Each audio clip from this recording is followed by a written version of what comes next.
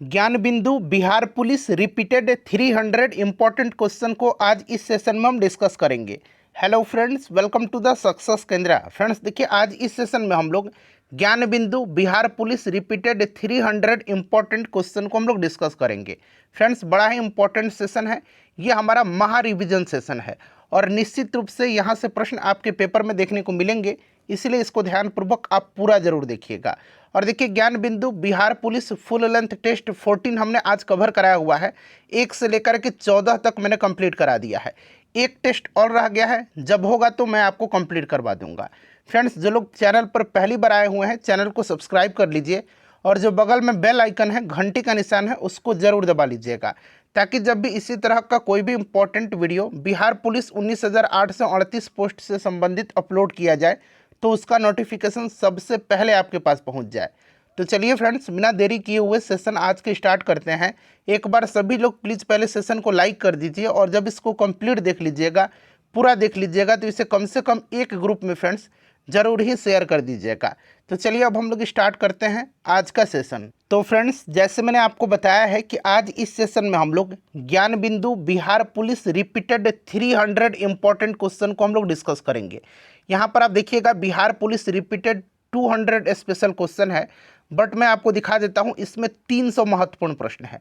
देखिए, इसमें GK, science, Hindi और अंग्रेजी के भी प्रश्न दिए गए हैं।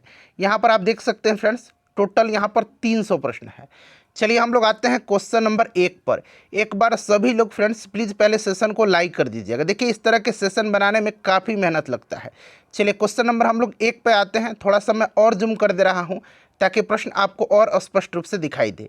देखिएगा, पहला प्रश्न पढ़ेंगे कि परमाणु ऊर्जा संयंत्रों में विद्युत उत्पन्न करने के लिए किस समस्थानिक का उपयोग किया जाता है। परमाणु ऊर्जा संयंत्रों में विद्युत उत्पन्न करने के लिए किस समस्थानिक का उपयोग किया जाता है। आंसर अगर आप जानते हैं तो कमेंट करते चलिएगा, इससे आपका रिवीजन होते चलेगा। और देखिए, इस टेस्ट को पूरा लगाइए, यानी कि 300 प्रश्न को पूरा लगाइएगा और ईमानदारी से आप अपना स्कोर कमेंट करके बताइएगा। चलिए ध्यान दीजिएगा। देखिए, परमाणु ऊर्जा संयंत्रों में विद्युत उत्पन्न करने के लिए यूरेनियम 235 का उपयोग किया जाता है। यूरेनियम 235 का ध्यान रखिएगा, इंपॉर्टेंट क्वेश्चन है। देखिए, प्रश्नों की संख्या यहाँ 300 है, इसीलिए थोड़ा सा स्पीड ज़्यादा होगा, आप लोग उसको एडजस्ट कर लीजिएगा, ठीक है ना। चलिए देखिएगा कि दूसरा प्रश्न है कि सविनय अवज्ञा आंदोलन कब और किस यात्रा से शुरू हुआ। सविनय अवज्ञा आंदोलन कब और किस यात्रा से शुरू हुआ। तो देखिए, सविनय अवज्ञा आंदोलन जो है स्टार्ट हुआ था डांडी यात्रा से, डांडी मार्च से, ठीक है ना। तो यहाँ पर देखिएगा 1930 डांडी मार्च। गांधी जी ने जो है डांडी मार्च स्टार्ट किया था कब, तो फ्रेंड्स याद रखिएगा 12 मार्च 1930 को इन्होंने साबरमती आश्रम से डांडी यात्रा शुरू किया था और डांडी पहुंचे थे ये 6 अप्रैल 1930 को, ठीक है ना, 6 अप्रैल 1930 को। और सांकेतिक रूप से नमक बना करके नमक कानून इन्होंने भंग किया और इसके साथ ही सविनय अवज्ञा आंदोलन स्टार्ट हो गया। तो यहाँ पर ऑप्शन सी करेक्ट आंसर हो जाएगा।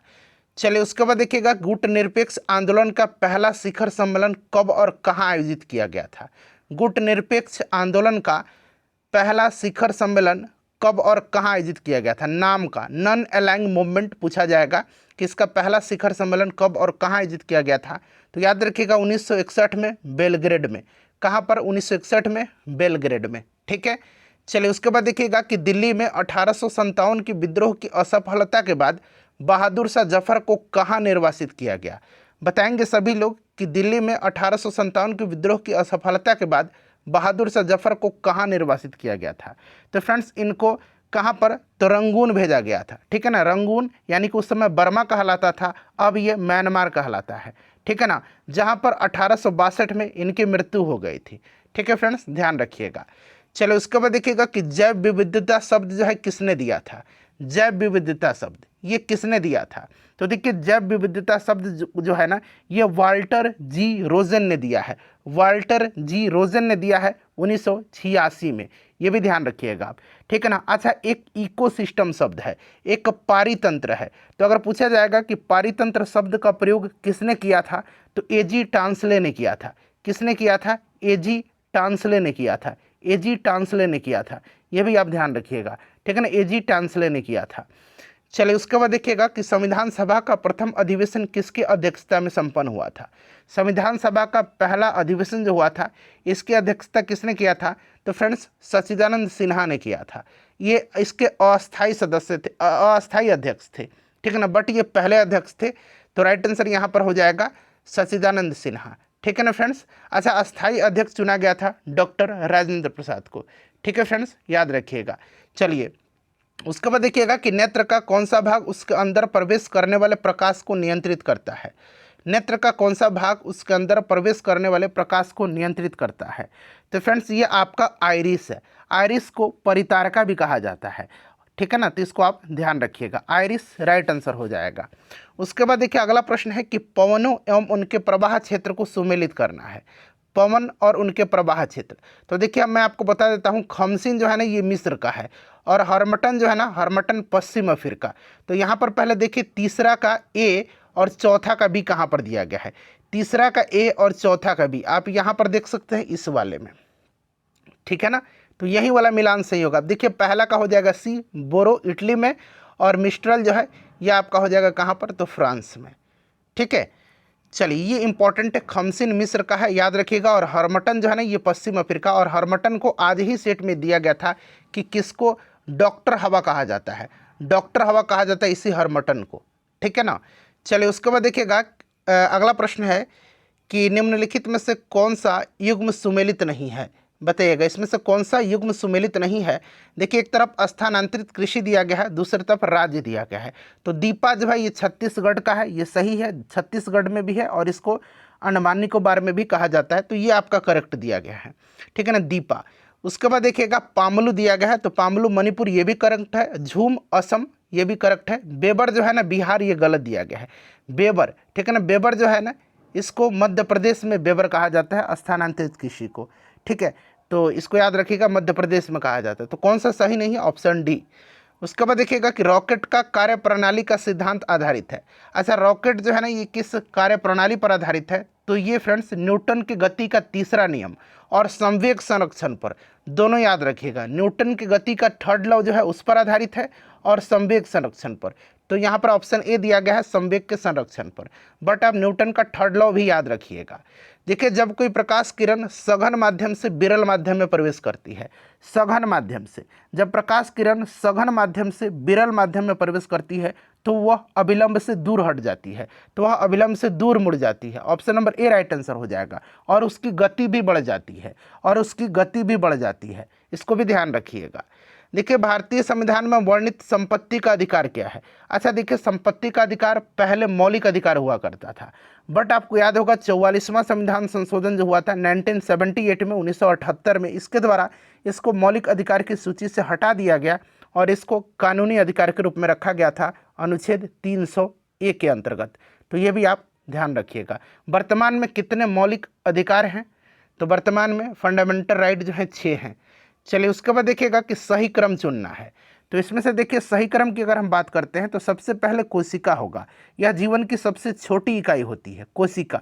कोशिका के बाद उत्तक होगा, उत्तक के बाद अंग होगा और अंग के बाद अंग प्रणाली होगा। तो यहाँ पर देखिए कोशिका, उसके बाद उत्तक, अंग और अंग प्रणाली। कोशिकाओं के समूह को उत्तक कहा जाता है, उत्तकों के समूह को अंग कहा जाता है और अंग मिलकर के पूरा एक अंग प्रणाली बनाते हैं, ठीक है। चलिए उसके बाद देखिएगा आत्मीय सभा की स्थापना किसने किया था। आत्मीय सभा और ब्रह्म समाज दोनों याद रखिएगा, आत्मीय सभा और ब्रह्म समाज की स्थापना राजा राम मोहन राय ने किया था, ठीक है ना। आर्य समाज की स्थापना दयानंद सरस्वती ने किया था। अच्छा ज्योतिबा फुले ने जो है किसकी स्थापना किया था, सत्यशोधक समाज की स्थापना किया था, ठीक है। चलिए उसके बाद देखिएगा कि रक्त का हृदय की ओर विपरीत प्रवाह निम्नलिखित में से कौन सी रक्त वाहिका में होता है, बताइएगा। राइट आंसर यहाँ पर क्या हो जाएगा, तो देखिए रक्त का हृदय की ओर विपरीत प्रवाह जो होता है ये वेन्स में होता है। कहाँ पर होता है, सीरा में होता है, अंग्रेजी में इसको हम लोग वेन्स बोलते हैं, वेन्स में होता है, ठीक है। और धमनी जो होती हैं जिसको आर्टरीज बोला जाता है, हृदय से रक्त को दूर ले जाती हैं, जबकि सीरा हृदय की ओर रक्त वापस लाती है। तो हृदय की ओर विपरीत प्रवाह, हृदय की ओर यहाँ पर दिया गया है, ठीक है ना, तो सीरा होगा। चलिए उसके बाद देखिएगा कि निम्न में से कौन सी वायुमंडलीय परत रेडियो संचार में मदद करती है। रेडियो संचार में, तो रेडियो संचार में ये आयन मंडल करेगा, ठीक है ना। क्षोभ मंडल आपको पता है जितनी भी मौसमी घटनाएं होती है इसी क्षोभ मंडल में होती हैं, जैसे कि बारिश, गर्जन, बिजली चमकना, ये सब यहीं पर होता है। समताप मंडल जो होता है ये वायुयान उड़ाने की सबसे आदर्श दशा इसमें पाई जाती है। चलिए उसके बाद देखिएगा कि दिल्ली में लाल किले में मोती मस्जिद का निर्माण किसने करवाया था। तो फ्रेंड्स दिल्ली में लाल किले में, अच्छा लाल किले का निर्माण तो शाहजहां करवाया था, बट इसमें मोती मस्जिद का निर्माण औरंगजेब ने करवाया था। ठीक है ना, ध्यान रखिएगा। उसके बाद देखिए निम्नलिखित में से कौन सा एक खाद्य श्रृंखला सही है। तो देखिए पादप, उसको खाया टिड्डा, टिड्डा को खा गया पक्षी। तो ऑप्शन ए यहाँ पर करेक्ट आंसर हो जाएगा। ठीक है ना। देखिए ग्लोबल वार्मिंग के लिए ग्लोबल वार्मिंग किस गैस से होता है। अब यहाँ पर शब्द लगा लीजिए, ग्लोबल वार्मिंग मुख्यतः किस गैस से होता है। तो मुख्यतः जब आप वर्ड लगा लेंगे तब यहाँ पर CO2 जो है कार्बन डाइऑक्साइड, जिसको कि शुष्क बर्फ कहा जाता है, कार्बन डाइऑक्साइड को ध्यान रखिएगा, ये ज़्यादा उपयुक्त हो जाएगा। ठीक है ना, क्योंकि ग्लोबल वार्मिंग के लिए कार्बन डाइऑक्साइड, मीथेन, CFC, जलवाष्प, ओजोन, ये सब उत्तरदायी होता है। ठीक है ना, बट मुख्यतः कार्बन डाइऑक्साइड हो जाएगा। उसके बाद देखिए वोट देने वाले मतदाताओं के लिए किस स्याही का प्रयोग किया जाता है। वोट देने वाले मतदाताओं के लिए जो नाखून पर देखते हैं स्याही लगाया होता है वो सिल्वर नाइट्रेट केमिकल युक्त स्याही होता है। ठीक है ना, सिल्वर नाइट्रेट, ध्यान रखिएगा। उसके बाद देखिएगा कि भारतीय संविधान के अनुच्छेद 368 का संबंध किससे है। 368 का संबंध जो है फ्रेंड्स ये संविधान संशोधन से है। आपको याद होगा संविधान संशोधन से है। ठीक है ना, कहाँ से लिया गया इसको, तो फ्रेंड्स इसको दक्षिण अफ्रीका के संविधान से ग्रहण किया गया है। ठीक है, चलिए उसके बाद देखिएगा अगला प्रश्न है कि जोते हुए खेत, यहाँ जीते नहीं बनाइए, जूते हुए खेत। ठीक है ना, जूते हुए खेत का प्रमाण जो है ये सिंधु सभ्यता के किस स्थान से मिला है। तो देखिए जो जूता हुआ खेत है इसका प्रमाण जो हुआ ना ये आपका मिला है कहाँ से, तो कालीबंगा से। कालीबंगा कहाँ पर है फ्रेंड्स, तो ये राजस्थान में पड़ता है, ध्यान रखिएगा इसको। ठीक है ना।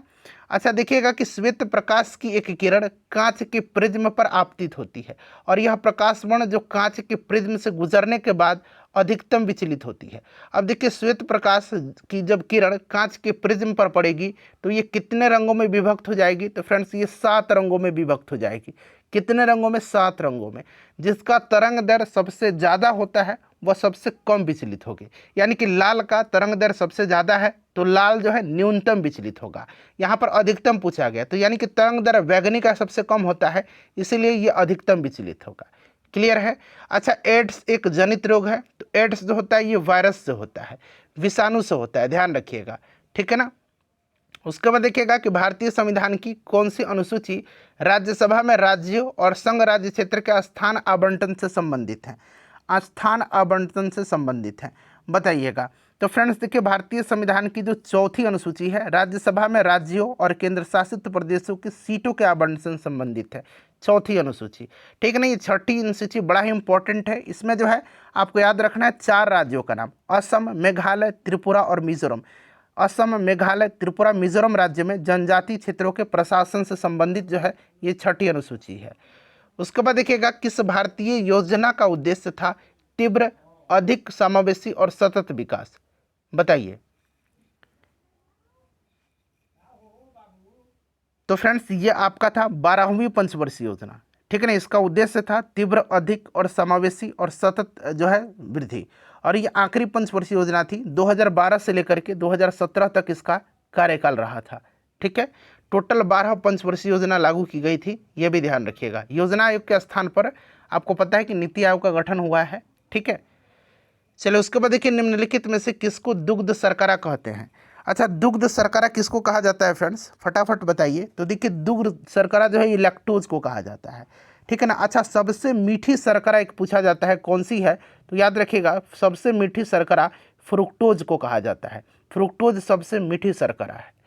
देखिएगा 4 बौद्ध संगति का आयोजन दिया गया है, इन्हें कालक्रम के अनुसार व्यवस्थित करना है। यानी कि सबसे पहले आपको पता है कि राजगृह में हुआ था अजातशत्रु के समय में, दूसरा वैशाली में हुआ था। ठीक है ना, कालाशोक के समय में, तीसरा जो है पाटलिपुत्र में अशोक के समय में, और चौथा कनिष्क के समय में कुंडल वन में हुआ था। तो 2, 1, 4, 3 करेक्ट आंसर हो जाएगा। उसके बाद देखिएगा कि निम्न में से कौन सा लेख यानी कि रिट सिर्फ न्यायिक और अर्ध न्यायिक निकायों के विरुद्ध जारी किया जा सकता है, कौन सा रिट है। अच्छा, टोटल 5 प्रकार के रिट हैं और सुप्रीम कोर्ट को जो है आर्टिकल 32 के तहत रिट जारी करने का अधिकार है और हाई कोर्ट को आर्टिकल 226 के तहत, याद रखिएगा। और देखिए कौन सा इसमें से रिट सिर्फ न्यायिक और अर्ध न्यायिक निकायों के विरुद्ध जारी किया जा सकता है। तो फ्रेंड्स ये आपका कौन सा है, तो ये आपका प्रतिषेध रिट है। तो यहाँ पर प्रतिषेध राइट आंसर हो जाएगा, ठीक है ना। चलिए उसके बाद देखिएगा कि एस्किमो जनजाति निम्नलिखित में से किस महाद्वीप में निवास करती है।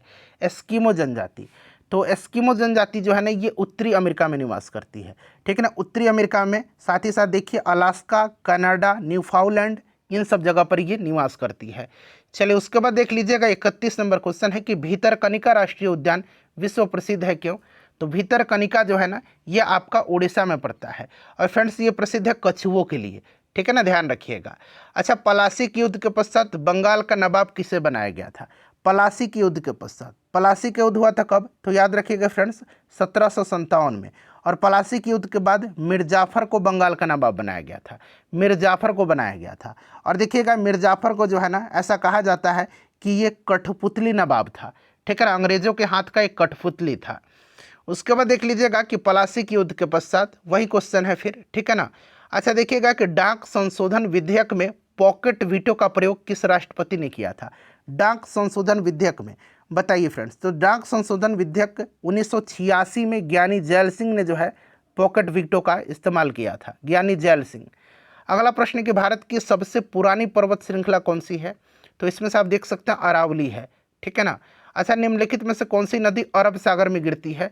तो इसमें से आप देखेंगे अरब सागर में कौन सी नदी गिरती है, तो नर्मदा गिरती है। नर्मदा और ताप्ती ये अरब सागर में गिरती हैं और ये आपका याद रखिएगा ये एस्चुरी का निर्माण करती हैं। ये किसका निर्माण करती हैं, ये एस्चुरी का, ये डेल्टा नहीं बनाती है, ये एस्चुरी का निर्माण करती है सब, ठीक है ना।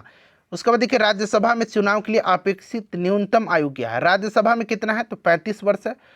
सॉरी, राज्यसभा में 30 वर्ष है, राष्ट्रपति राज्यपाल का 35 वर्ष है और लोकसभा में 25 वर्ष है, विधानसभा में भी 25 वर्ष है। कलिंग युद्ध के बाद निम्न में से किसने महाराज अशोक के रूपांतरण को दर्ज किया है।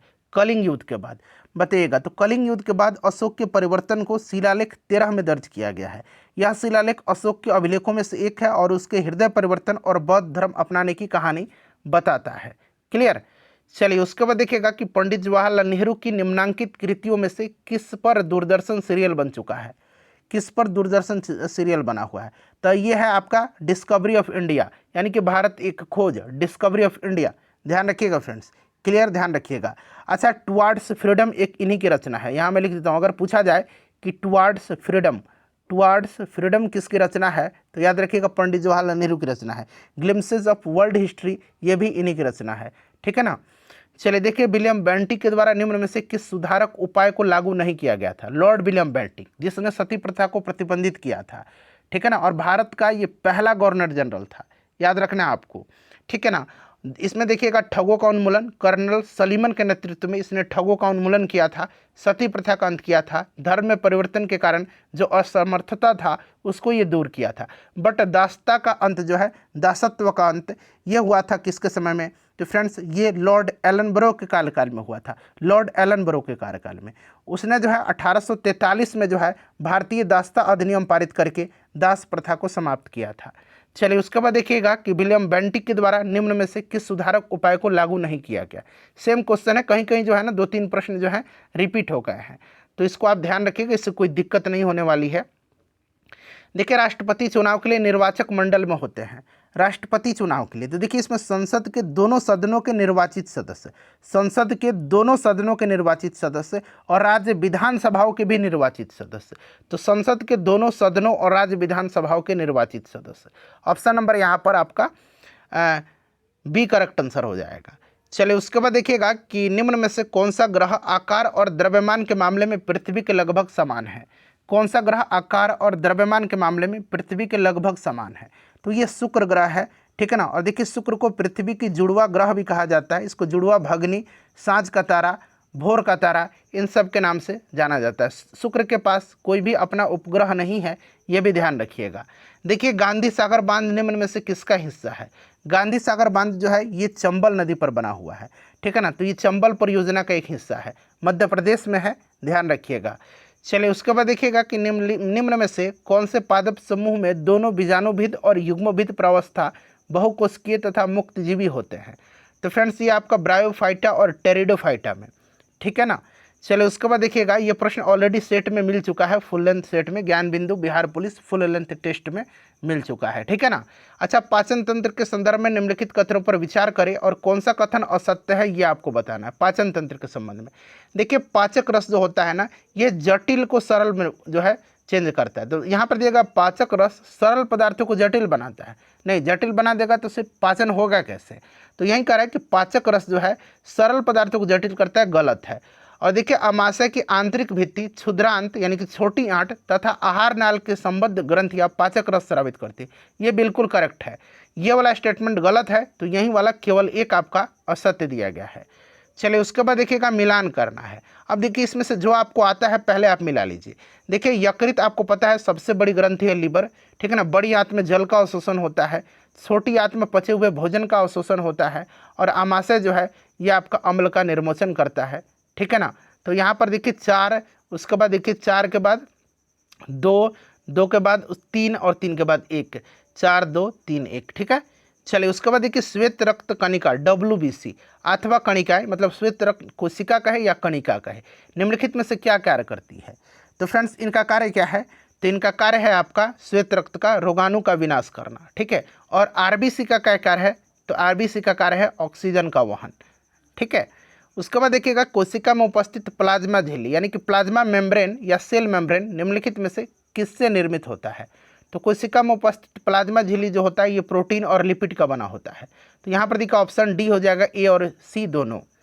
देखिएगा कि माइटोकॉन्ड्रिया के संदर्भ में निम्नलिखित कथनों पर विचार करिए और पूछा गया कौन सा कथन यहाँ पर सही है। देखिए माइटोकॉन्ड्रिया कोशिका का बिजली घर है, बिल्कुल इसको कोशिका का पावर हाउस कहा जाता है। ये इसमें दोहरा झिल्ली होती है, इसके अपने DNA तथा राइबोसोम होते हैं, बिल्कुल सही है। और यह अपना कुछ प्रोटीन स्वयं संश्लेषित करता है। तो यहाँ पर देख सकते हैं चारों सही दिया गया है। तो यहाँ पर आप देखिएगा चारों कहाँ पर ऑप्शन में दे रखा है क्या? बिल्कुल ऑप्शन डी में दे रखा है, ठीक है। अच्छा, सर्वाधिक O2 ऑक्सीजन का परिवहन निम्नलिखित में से किसके द्वारा होता है? तो अभी मैंने बताया ऑक्सीजन का परिवहन करता है कौन? तो RBC, ठीक है ना, RBC करता है, ठीक है। चलिए उसके बाद देखिएगा कि निम्नलिखित युग्मों पर विचार कीजिए और उपरोक्त युग्म में से कौन सा सुमेलित है। देखिए मैंने बताया था आपको कि RBC का एक अलग नाम होता है, WBC का भी अलग नाम है और आपका प्लेटलेट्स का भी अलग नाम है। तो देखिए यहाँ पर अगर हम बात करते हैं आपका कि RBC का नाम, तो RBC का नाम है एरिथ्रोसाइट, ठीक है।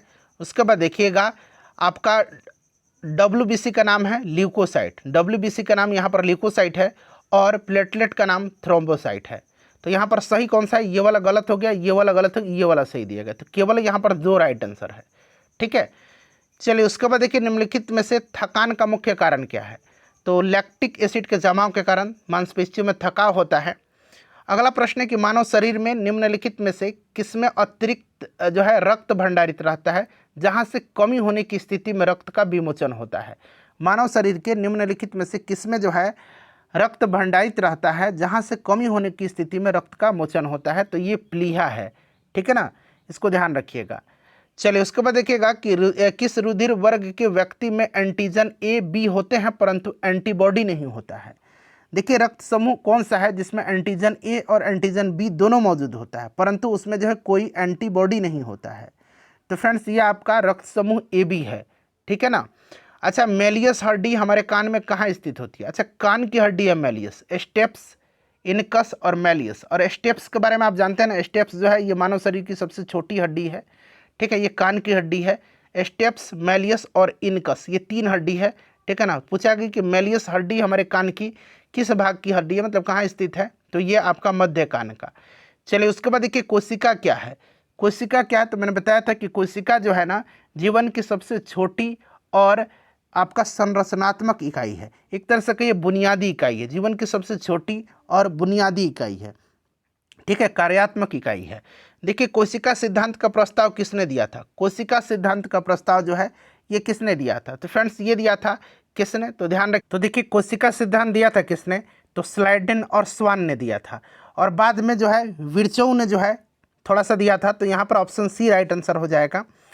चलिए उसके बाद देखिएगा कि निम्नलिखित में से कौन सा सही सारांशित नहीं है। अब देखिए यहाँ पर थोड़ा सा ध्यान दीजिए। टमाटर में पाया जाने वाला एसिड सिट्रिक एसिड। तो देखिए टमाटर में हमने पढ़ा ऑक्जेलिक एसिड पाया जाता है, बिल्कुल पाया जाता है, बट थोड़ा बहुत इसमें सिट्रिक एसिड भी होता है, खट्टा लगता है टमाटर। और हमने पढ़ा कि खट्टे जो पदार्थ होते हैं जैसे कि नींबू, संतरा, इन सब में भी पाया जाता है। तो कुछ हद तक ये ठीक है। देखिए कौन सा सुमेलित नहीं, एक ही इसमें से सुमेलित नहीं है, यह है टमाटर में पाया जाने वाला एसिड फॉर्मिक एसिड। फॉर्मिक नहीं पाया जाता है, बाकी ये सब जो है सुमेलित हैं। तो इसको हम मान के चलेंगे कि ये भी थोड़ा बहुत सुमेलित है ही है, ठीक है ना, क्योंकि इसमें सिट्रिक एसिड कहीं ना कहीं पाया जाता है। तो ऑप्शन बी ज़्यादा यहाँ पर प्रॉपर उत्तर होगा, ऑप्शन बी। चलिए अगला प्रश्न कर लें। मतलब एक तरह से कि सही मिलान नहीं है। टमाटर में पाया जाने वाला अम्ल, तो टमाटर में मैंने बताया था आपको ऑक्जेलिक एसिड पाया जाता है, ठीक है, तो यही गलत दिया गया है, ठीक है ना। टमाटर में पाया जाने वाला अम्ल फॉर्मिक एसिड भी नहीं है, बीज में पाया जाने वाला एसिड, ठीक है ना, तो ये टार्टरिक देखा है। बाकी मक्खन में ब्यूटेरिक एसिड पाया जाता है, ठीक है ना। अब देखिए टार्टरिक एसिड जो पाया जाता है ना, ये इमली में पाया जाता है, कच्चा आम में पाया जाता है। उसके बाद देखिए तो यहाँ पर आप देख सकते हैं ये भी सही नहीं है, ये भी सही नहीं है, ठीक है ना, सारांशित नहीं है, सही यह पूछा गया है। तो यहाँ थोड़ा सा गड़बड़ी हुआ होगा प्रश्न में। देखिए क्षय रोग जो है, क्षय रोग ट्यूबरकुलोसिस प्रतिरक्षण के लिए BCG वैक्सीन किसके द्वारा विकसित किया गया था? तो BCG के टीका की खोज किसने किया था? तो फ्रेंड्स आपको याद रखना है BCG टीके की खोज किसने किया था, काफ़ी इंपॉर्टेंट क्वेश्चन है, बताइएगा। तो फ्रेंड्स ये किया था किसने? तो कॉलमेट और ग्यूरिन ने किया है, ठीक है ना, इसको ध्यान रखिएगा। किसने किया है? कॉलमेट और ग्यूरिन ने जो है BCG टीके का खोज किया था, तो इसको आप लोग ध्यान रखिएगा, ठीक है। चलिए उसके बाद देखिएगा कि एक ग्रंथि का नाम बताएं जो अपने उत्पाद को वाहक नलिका में स्रावित करती है। तो वाहक नलिका, तो ये कौन सी ग्रंथि हो जाएगी फ्रेंड्स? तो आपको ध्यान रखना है ये ग्रंथि कौन सी होगी। तो ये आपका हो जाएगी बहिस्रावी ग्रंथि, ठीक है ना। तो बहिस्रावी ग्रंथि यहाँ पर option number A correct answer हो जाएगा, ठीक है ना, बहिस्रावी ग्रंथि हो जाएगा, ठीक है, बहिस्रावी ग्रंथि यहाँ पर करेक्ट आंसर हो जाएगा। चलिए उसके बाद नेक्स्ट क्वेश्चन करेंगे, उस ग्रंथि का नाम बताइए जो द्रव संतुलन को विनियमित करने के लिए गुर्दे पर कार्य करती है, बताइएगा। तो वह कौन सी ग्रंथि है? तो फ्रेंड्स ये आपका पिट्यूटरी ग्लैंड है, ठीक है ना, पिट्यूटरी ग्लैंड, इसको आप ध्यान रखिएगा। चलिए थियोफ्रेस्टस को निम्न में से किसका जनक कहा जाता है? तो याद रखिएगा थियोफ्रेस्टस को जो है किसका जनक कहा जाता है फ्रेंड्स? तो फ्रेंड्स देखिए थियोफ्रेस्टस को जो है ना, इनको कहा जाता है आपका किसका जनक? तो इनको वनस्पति विज्ञान का जनक कहा जाता है, ठीक है ना, वनस्पति विज्ञान का। और अरस्तु को जंतु विज्ञान का जनक कहा जाता है, ठीक है ना, अरस्तु को जंतु विज्ञान का जनक कहा जाता है, ठीक है। चलिए उसके बाद देख लीजिएगा अगला प्रश्न है हमारा कि सूची 1 सूची 2 से मिलान करना है। तो यहाँ पर देखिएगा सबसे पहले देखिए MS स्वामीनाथन हरित क्रांति, ये तो आपको पता है। तो देखिए ये वाला 2 ऑप्शन हट जाएगा, ठीक है, तो ये 2 ऑप्शन आपके हट गए, क्लियर। अब देखिएगा यहाँ पर अब इनमें से कोई एक सही होगा, ठीक है ना। तो देखिए बीरबल साहनी की अगर हम बात करते हैं, बीरबल साहनी का, तो देखिए बीरबल साहनी की अगर हम बात करते हैं तो आपको याद होगा फ्रेंड्स ये आपका हो जाएगा किससे? तो बीरबल साहनी का हो जाएगा आपका जीवाश्म वनस्पति विज्ञान, ठीक है। तो ये वाला ऑप्शन देख सकते हैं, ये करेक्ट हो जाएगा, ठीक है, ये वाला ऑप्शन आपका यहाँ पर करेक्ट हो जाएगा, ठीक है फ्रेंड्स, ध्यान रखिएगा। चलिए उसके बाद यहाँ पर देखिए ये जो आपके P माहेश्वरी हैं ये आपके भ्रूण विज्ञान हो जाएंगे, ठीक है ना। चलिए और केसी मेहता हो जाएंगे आपके पादप रोग विज्ञान, केसी मेहता पादप रोग विज्ञान, ठीक है। चलिए तो ध्यान रखिएगा अगला प्रश्न कर लेंगे, किनमें से किसे जीव जगत की सभी प्रजातियों की द्विपद नाम पद्धति का जनक माना जाता है? तो ये किनको माना जाता है फ्रेंड्स, बताइएगा। तो ये माना जाता है कैरोलस लिनियस को, ठीक है ना। अच्छा देखिए कैवेलियर स्मिथ ने जीवों को कितने जगत में वर्गीकृत किया था? तो याद रखिएगा 6 जगत में। अगला प्रश्न हमारा कि निम्नलिखित में से देखिए कौन सा जैविक नाइट्रोजन निर्धारण से संबंधित है, बताइएगा। जैविक नाइट्रोजन स्थिरीकरण से, तो फ्रेंड्स ये नील हरित सवाल है, ठीक है ना। अच्छा अगला प्रश्न है जीवाणु कोशिका के कोशिका आवरण में पाई जाने वाली सबसे बाहरी परत क्या कहलाती है? जीवाणु कोशिका के कोशिका आवरण में पाई जाने वाली सबसे बाहरी परत को क्या कहते हैं? तो देखिए जो सबसे बाहरी परत है ना उसको क्या कहा जाता है? तो उसको ग्लाइकोकैलिक्स कहा जाता है, ग्लाइकोकैलिक्स कहा जाता है। ठीक है। अगला प्रश्न है कि निम्नलिखित में से किस पादप में विभेदित कार्य नहीं होता है, बताइएगा। तो फ्रेंड्स ये आपका हो जाएगा किसमें? तो ये विभेदित शरीर नहीं होता है, विभेदित शरीर नहीं होता है किसमें? तो ये थैलोफाइटा में। ठीक है। अच्छा यहाँ पर देखिए फिर से मिलान करना है, तो यहाँ पर ध्यान दीजिएगा जो क्लोरोफाइसी है ना, यहाँ पर क्लोरोफाइसी ये आपका क्या हो जाएगा? हरा शैवाल। ठीक है ना, क्लोरोफाइसी हो जाएगा आपका हरा शैवाल, यानी कि बी हो जाएगा। ठीक है, तो ये वाला कट गया, बच गया ये। उसके बाद देखिएगा अगला है आपका फियोफाइसी, ये भूरा शैवाल है, ये आपका भूरा शैवाल है, ये वाला आपका करेक्ट हो जाएगा। ठीक है। अच्छा रोडोफाइसी, रोडोफाइसी क्या हो जाएगा? तो रोडोफाइसी हो जाएगा लाल शैवाल। ठीक है ना, लाल शैवाल। और ये आपका साइनोफाइसी नीलहरित शैवाल। ठीक है। चलिए उसके बाद देखिएगा कि निम्नलिखित में से कौन से पुष्पी और बीज धारण करने, पुष्पी और बीज धारण करने ध्यान रखिएगा वाले पौधे अर्थात फेनोरोगैम्स हैं, पुष्पोद्भिद। तो कौन सा फेनोरोगैम्स फूल और बीज देने वाला पौधा है? तो ये आपका जिम्नोस्पर्म है। उसके बाद देखिए फिर से मिलान करना है। देखिए माइटोकॉन्ड्रिया को क्या बोला जाता है? माइटोकॉन्ड्रिया को क्या बोला जाता है? आप आसानी से बना लीजिएगा। पावर हाउस बोला जाता है, तो ऊर्जा निर्माण हो जाएगा। राइबोसोम को प्रोटीन संश्लेषण, केंद्रक जो हो जाएगा आपका ये बी हो जाएगा, और लाइसोसोम कोशिका का पाचन तंत्र। ठीक है। चलिए उसके बाद देखिएगा यहाँ पर ऑप्शन नहीं दिया हुआ है, बस मिलान कर देना है, छूट गया है। देखिए खाली स्थान के कारण जड़ और तने के घेरे में वृद्धि होती है, बताइएगा। तो फ्रेंड्स ये होता है पार्श्व विभाजोत्तक के कारण, यहाँ पर हो जाएगा आपका पार्श्व विभाजोत्तक के कारण। उसके बाद देखिए नेक्स्ट क्वेश्चन है हमारा, अगला प्रश्न है, यहाँ पर मिलान करना है। तो देखिए रंग क्या हो जाएगा? यहाँ पर देखिए रंग जो हो जाएगा ये आपका वाष्प उत्सर्जन हो जाएगा। जाइलम जल का परिवहन, फ्लोएम यहाँ पर देखिए भोजन का परिवहन, और जड़ों के रोम जो होगा ये आपका जल अवशोषण हो जाएगा। मतलब आप पहले मिला लीजिए ना, क्या हो रहा है? रंग हो जाएगा आपका क्या? 2। उसके बाद देखिए जाइलम हो जाएगा जल का परिवहन। उसके बाद देखिए आप फ्लोएम का देख लीजिएगा, तो ये आपका भोजन का परिवहन। 2 4 3 कहाँ पर दिख रहा है? 2 4 3 और 1, ऑप्शन ए यहाँ पर राइट आंसर हो जाएगा। ठीक है ना, इसका 1 हो जाएगा 3 का। चलिए उसके बाद देखिएगा कि प्रकाश संश्लेषण के संबंध में इनमें से कौन सा कथन गलत है?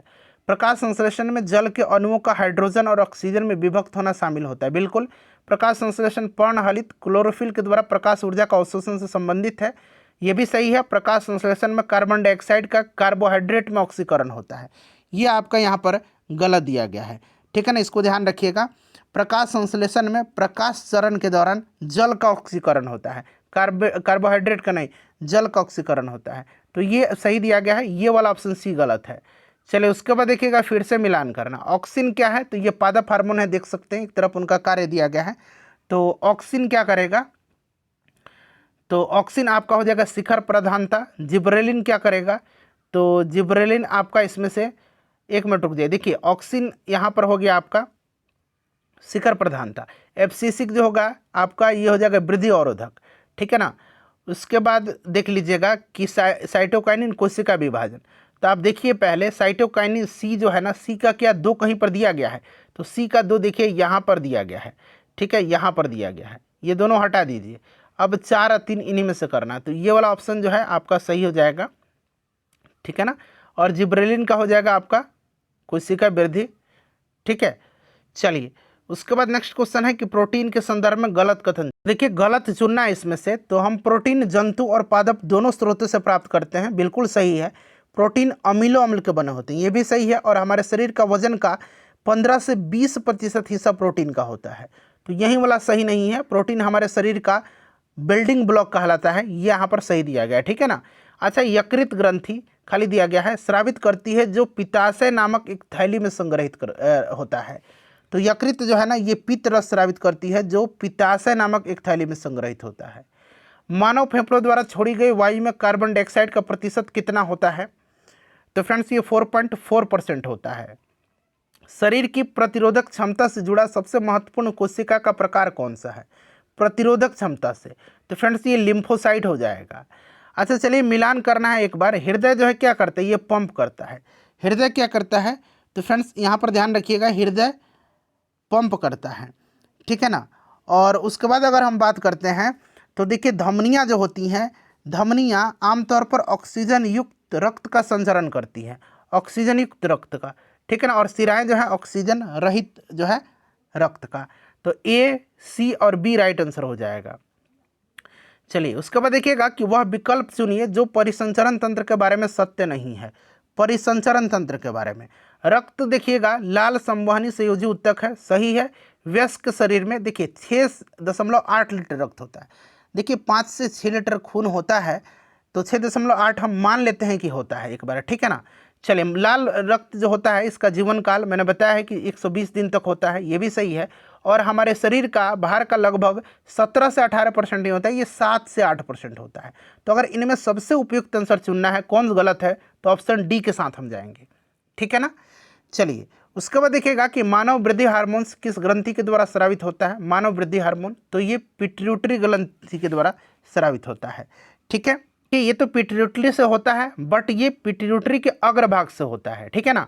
अच्छा अगला प्रश्न है, निम्नलिखित में से कौन सा हार्मोन अग्नाशय के लैंगरहैंस आइलेट की बीटा सेल से, बीटा कोशिका से स्रावित होती है। तो सिंपल सा क्वेश्चन है, इंसुलिन होता है कहाँ से, अग्नाशय से, अग्नाशय के लैंगरहैंस के आइलेट की बीटा कोशिका से। चलिए उसके बाद देखिएगा डीएनए के संबंध में निम्नलिखित कथन में से कौन सा सही है, कौन सा यहाँ पर सही दिया गया है, और यहाँ नीचे कूट का प्रयोग करके आपको सही आंसर चुनना है, ठीक है ना। बाकी दो ऊपर दिया गया है। डीएनए सभी जीवित जीवों का आनुवांशिक पदार्थ होता है, बिल्कुल करेक्ट है। डीएनए सभी खंड प्रोटीन संश्लेषण को कोडित करता है, ठीक है ना। डीएनए के सभी खंड, ठीक है, तो यहाँ पर सभी खंड नहीं करते हैं, क्लियर ना, तो ये गलत है। नाभिकीय डीएनए प्रति समानांतर चलने वाले 2 न्यूक्लियोटाइड श्रृंखलाओं से युक्त द्विकुंडलित होता है, सही है। और डीएनए माइटोकॉन्ड्रिया में भी पाया जाता है, ये भी सही है। तो पहला सही है, तीसरा सही है और चौथा सही है। तो पहला, तीसरा, चौथा देखिए इधर ऑप्शन में दिया होगा कहीं ना कहीं, ऑप्शन सी में। अच्छा चार्ल्स डार्विन द्वारा प्रकाशित कौन सी पुस्तक विकासवाद के अध्ययन में से एक लैंडमार्क के रूप में चिन्हित है। तो आपको पता है ये द ओरिजिन ऑफ स्पीसीज है, ठीक है ना। उसके बाद देखिएगा कि निम्नलिखित में से किस रोग को रूबियोला भी कहा जाता है, बताइए। तो रूबियोला कहा जाता है खसरा रोग को, ठीक है ना, ध्यान रखिएगा। रूबेला भी इसको कहा जाता है, मिसल रूबेला आपने सुना होगा ना, रूबेला ध्यान रखिएगा। मिजल एक अलग बीमारी है, रूबेला एक अलग है, खसरा को कहा जाता है। निम्नलिखित में से कौन सा एक जीवाणु रोग नहीं है। तो आप देख सकते हैं यहाँ पर रेबीज जो होता है ना, ये जीवाणु से नहीं होता है, ये वायरस से होता है, ठीक है। अच्छा निम्न जोड़ों में से कौन सा जोड़ा सही सुमेलित है। तो देखिएगा यहाँ पर जो होगा मलेरिया क्लोरोक्विन, ये आपका सही दिया गया है, ठीक है ना। बाकी देखिए आपका ट्यूबरकुलोसिस में बीसीजी का टीका दिया जाता है, ठीक है ना। देखिए मायोपिया या निकट दृष्टि दोष नामक नेत्र रोग को ठीक करने के लिए निम्नलिखित में से किस प्रकार के लेंस का उपयोग किया जाता है। मायोपिया कहा जाता है निकट दृष्टि दोष को। अब निकट दृष्टि दोष को किससे ठीक किया जाएगा, तो अवतल लेंस से, और दीर्घ दृष्टि दोष को उत्तल लेंस से। दीर्घ दृष्टि दूर दृष्टि दोष जो है उसको हाइपरमेट्रोपिया कहा जाता है। देखिएगा कि जब ब्रेड ऊपर उठती है और फूलती है तो आटे में किस कारण हजारों बुलबुले बनते हैं। तो ये बनता है किसके कारण फ्रेंड्स, कार्बन डाइऑक्साइड के कारण। देखिए कौन सा सुमेलित नहीं है इसमें से, तो आप देखेंगे नील हरित शैवाल जैव उर्वरक है, क्रायोसोपा पीड़क नियंत्रण है, बायोन औषधो सरसों का सोमाक्लोन है, और यहाँ पर देखिए प्रोजोटोबैक्टर जो है ना, ये जैव कीटनाशी नहीं है, ध्यान रखिएगा। ये आपका एजोटोबैक्टर बना लीजिएगा, यहाँ पर ज़्यादा बेटर रहेगा, एजोटोबैक्टर, ठीक है ना, एजोटोबैक्टर। ये जो होता है फ्रेंड्स ये जैव कीटनाशी नहीं होता है, ठीक है ना, इसको आप ध्यान रखिएगा, ठीक है। ये जैव उर्वरक है एक तरह का, एजोटोबैक्टर। चलिए तो ऑप्शन डी सही सुमेलित नहीं है। उसके बाद देखिए भारत के पहले चंद्र मिशन चंद्रयान-1 का सफल परीक्षण कब हुआ था। तो देखिए चंद्रयान-3 का परीक्षण कब किया गया है। तो चंद्रयान-3 का परीक्षण आपको पता है कि 14 जुलाई 2023 को किया गया था, और चंद्रयान-1 का 2008 में किया गया है, ठीक है ना। 2008 यहाँ पर राइट आंसर हो जाएगा, अक्टूबर 2008 में 22 अक्टूबर के दिन। देखिए निम्नलिखित में से किस स्थान पर आणविक विद्युत ऊर्जा संयंत्र नहीं है। तो देखिए यहाँ पर विजयवाड़ा में नहीं है, तारापुर महाराष्ट्र में है, नरोरा में है, रावतभाटा में है, ठीक है ना। चलिए उसके बाद देखिएगा कि निम्नलिखित में से कौन सी भारत की सतह से सतह पर मार करने वाली मिसाइल है, सरफेस टू सरफेस मिसाइल। तो ये अग्नि 5 है। उसके बाद देखिए निम्नलिखित में से किस समूह में केवल आउटपुट डिवाइस है। अच्छा तो आउटपुट डिवाइस होता क्या है, तो देखिए आपको याद रखना है आउटपुट डिवाइस में आपका monitor, printer, speaker, headphone, plotter ये सब आते हैं। तो यहाँ पर देखिएगा आपका मॉनिटर, प्रिंटर, प्लॉटर यहाँ पर आप देख सकते हैं, ठीक है ना। Plotter, monitor, printer. चलिए उसके बाद देख लीजिएगा कि निम्नलिखित में से कौन सा संबंध सही नहीं है। तो बिल्कुल 1 बाइट में 8 बिट्स, 1 किलोबाइट में 1024 बाइट्स। यहाँ पर देखिए 1 गीगाबाइट में 1024 किलोबाइट, ये आपका गलत दिया गया है। 1 गीगाबाइट में आपका होगा 1024 मेगाबाइट, मेगाबाइट होगा, मेगाबाइट, ठीक है ना, तो ध्यान रखिएगा, तो ये सही नहीं है। उसके बाद देखिएगा कि अधिकांश विंडोज़ एप्लीकेशन में क्लिपबोर्ड से कॉपी किए गए कंटेंट को पेस्ट करने के लिए कीबोर्ड शॉर्टकट क्या होता है। तो कॉपी करने के लिए आपका होता है CTRL-C और पेस्ट करने के लिए होता है CTRL+V, ठीक है।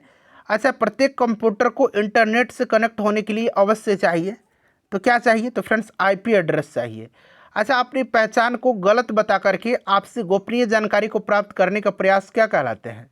फ्रेंड्स ये फिशिंग कहलाता है, फिशिंग ट्रिक याद रखिएगा।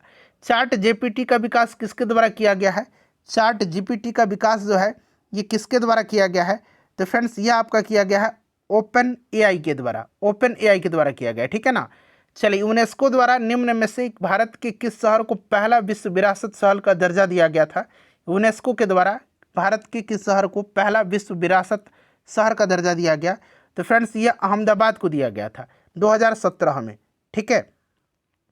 उसके बाद देखिए संयुक्त राष्ट्र की स्थापना राष्ट्र संघ लीग मतलब यहाँ पर लीग ऑफ नेशंस के उत्तराधिकारी के रूप में हुआ था, ठीक है। 24 अक्टूबर को कब किया गया था, 24 अक्टूबर, और वर्ष पूछा गया है, तो ये 24 अक्टूबर 1945 को किया गया था। अच्छा देखिएगा, यहाँ पर पूछा गया खाली स्थान देकर के कि UN की विशिष्ट एजेंसी है जो अंतर्राष्ट्रीय स्तर पर स्वास्थ्य संबंधी मामलों का निर्देशन और समन्वय करती है। तो फ्रेंड्स ये विश्व स्वास्थ्य संगठन है, WHO है। स्थापना इसका 7 अप्रैल 1948 को हुआ था, ठीक है ना, और इसी कारण जो है 7 अप्रैल को विश्व स्वास्थ्य दिवस मनाया जाता है। हेडक्वार्टर स्विट्जरलैंड के जेनेवा में है। उस विकल्प का चयन करें जो संगठन और उसके मुख्यालय से सही मेल को दर्शाता है। तो आप यहाँ पर देखेंगे WHO का जेनेवा गलत दिया गया है ना, ये इसमें से सही ऑप्शन बी है, गेट का जेनेवा में, ठीक है ना, ये वाला आपका सही दिया गया है। चलिए उसके बाद देखिएगा कि त्रिपक्षीय समझौते पर निम्नलिखित में से किसके बीच हस्ताक्षर किए गए थे। त्रिपक्षीय समझौते पर तो ये किया गया था जर्मनी, इटली और जापान के मध्य में, जर्मनी, इटली और जापान के मध्य में, ठीक है ना फ्रेंड्स, ध्यान रखिएगा। ये बर्लिन में हुआ था 27 सितंबर 1940 को, ठीक है। चलिए, और इस समझौते को धुरी राष्ट्रों का गठबंधन भी कहा जाता है। बोस्टन टी पार्टी किस वर्ष हुई थी, तो 16 दिसंबर 1773 को हुई थी, 16 दिसंबर को, और ये अमेरिकी स्वतंत्रता संग्राम का तत्कालिक कारण माना जाता है। 7 वर्षीय युद्ध यानी कि 100 वर्षीय युद्ध की बात हो रहा है, 100 ईयर्स वार बोल रहा है। ये आपका पूछा गया है किन दो देशों के मध्य हुआ था, तो ये आपका हुआ था 1337 से 1453 के बीच में, 1337 से लेकर के 1453 तक, और ये हुआ था आपका 7 वर्षीय युद्ध इंग्लैंड और फ्रांस के बीच में, ठीक है ना।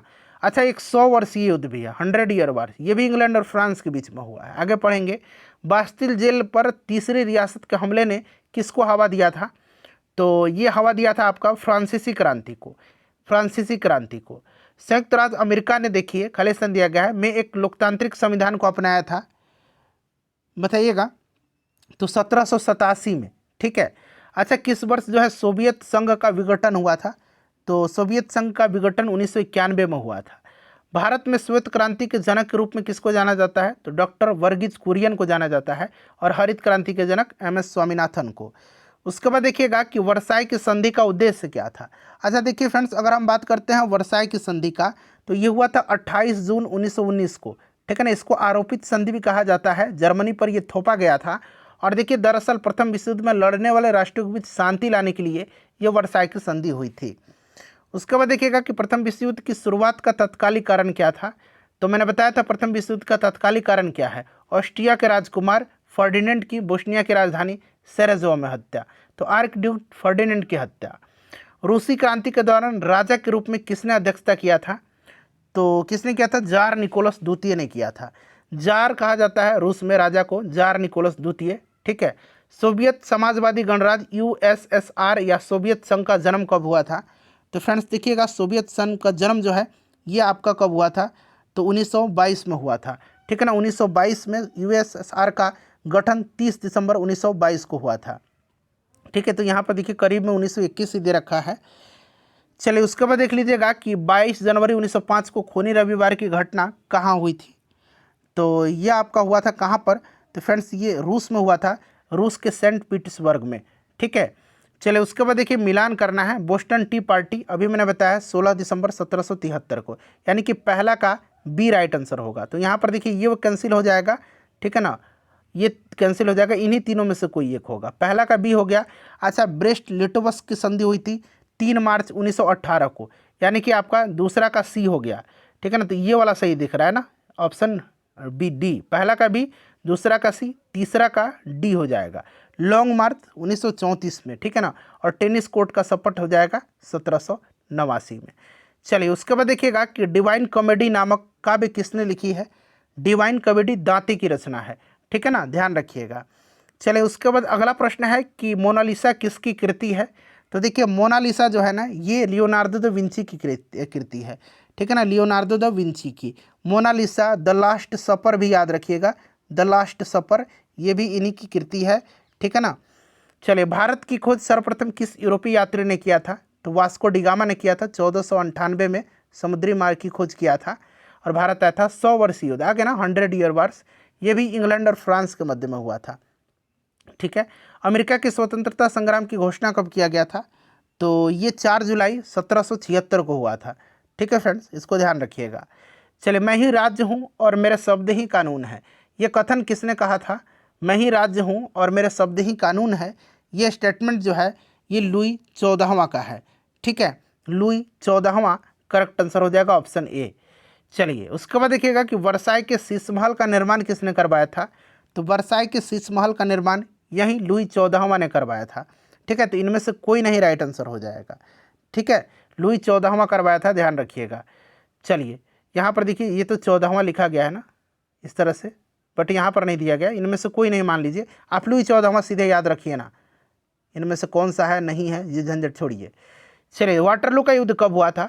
तो वाटरलू का युद्ध हुआ था, ये आपका नेपोलियन बोनापार्ट और जो अंग्रेज़ थे, मतलब इंग्लैंड वगैरह के समर्थक थे, उनमें हुआ था। 1815 में वाटरलू का युद्ध हुआ था और दरअसल जो है इसमें जो है इसको निर्वासित कर दिया गया था सेंट हेलेना द्वीप पर, जहाँ पर इसकी मृत्यु हो गई थी 5 मई 1821 को।